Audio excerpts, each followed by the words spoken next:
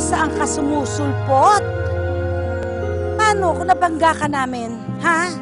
Dinagasgasan pa tong kotse ko? Stupid ang pangit.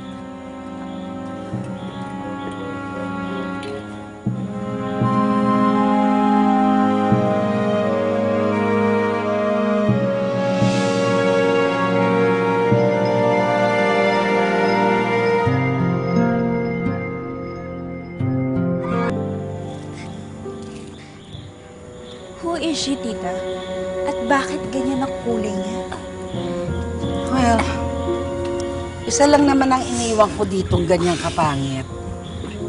Ano, ampun siya ng maid ko si Linda. And I'm sure siya na yon. Oh, you mean, katulong ka dito? So what are you waiting for? Hindi ba dapat nagbubuhat ka ng gamit namin? Pasensya na po. Well, halika na sa loob. I'm so tired from the biyahe. Sige, tita. What's your name?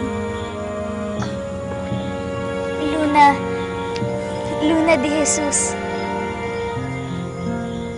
Ew. No thanks.